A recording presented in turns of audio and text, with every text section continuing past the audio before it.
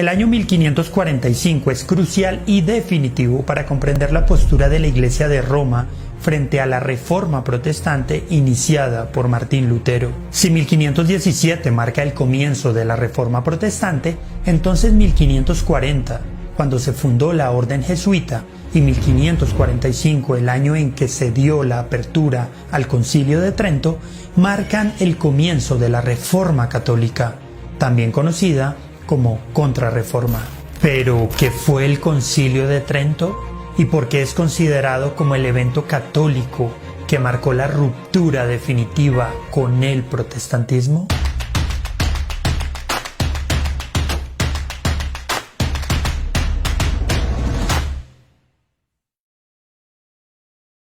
Cuando Lutero hizo su famoso llamado a una reforma de la Iglesia, no todos los seguidores de la doctrina romana dejaron su iglesia y se hicieron protestantes. Como era de esperarse, muchos se quedaron porque creían en una renovación. El Papa León X, amante de los placeres, no era la persona idónea para emprender esa renovación que era vista por muchos como necesaria. Pero un papa posterior asumió el papel. Pablo III entonces nombraría una comisión para examinar el verdadero estado de la Iglesia.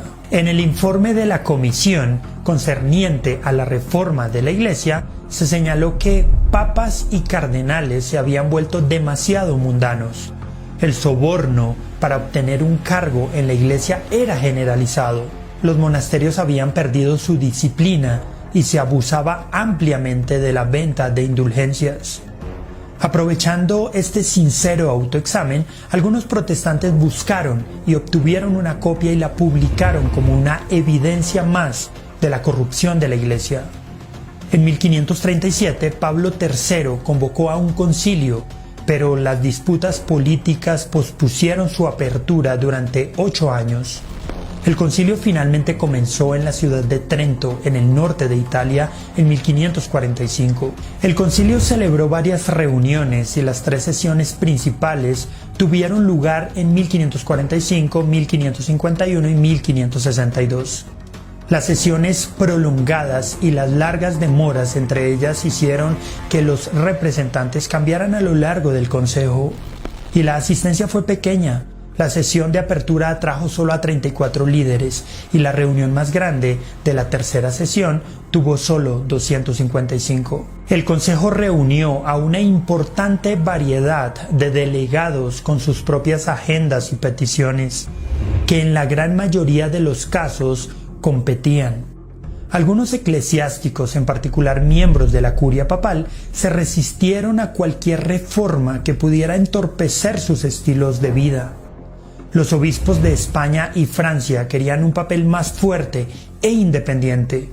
Los jesuitas, por otro lado, defendieron firmemente la supremacía papal. Algunos delegados del Consejo, como el emperador Carlos V, quien estaba enfrentando el desafío protestante en su reino, el vasto Sacro Imperio Romano Germánico, querían que los protestantes y católicos llegaran a un acuerdo. Bajo la presión del emperador, el concilio permitió que los protestantes asistieran a la segunda sesión y se llevaron a cabo conversaciones informales. Pero cuando las demandas protestantes no se incluyeron en la agenda, los protestantes se fueron en 1552.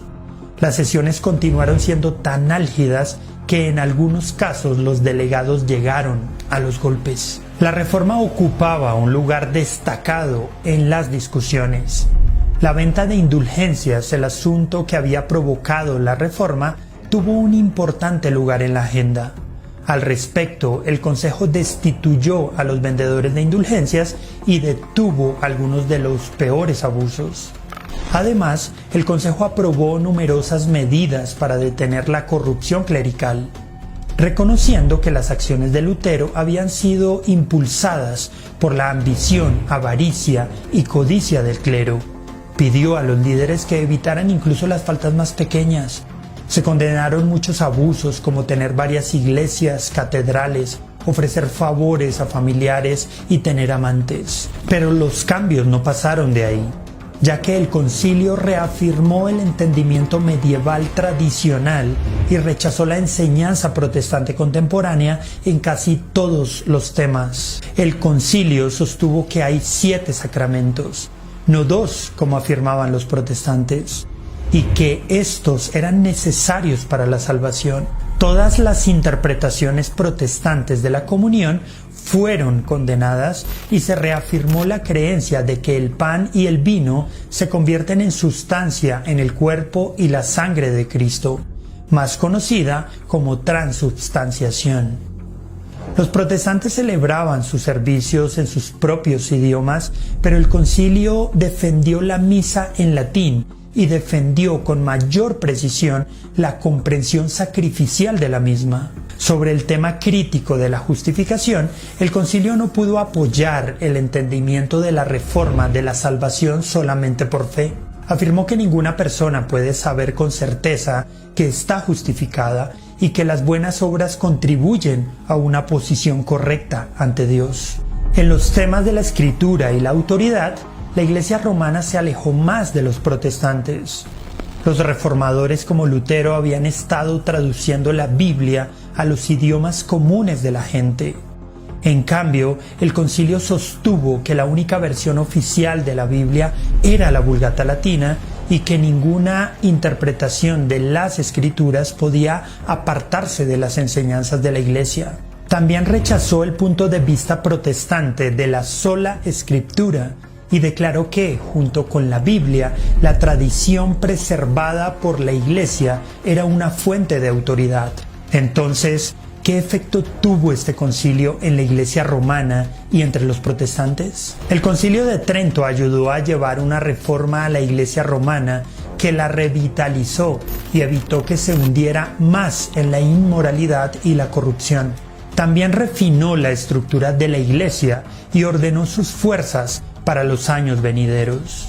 En cuestiones de doctrina, sin embargo, el concilio hizo que el abismo entre católicos y protestantes fuera más profundo y permanente.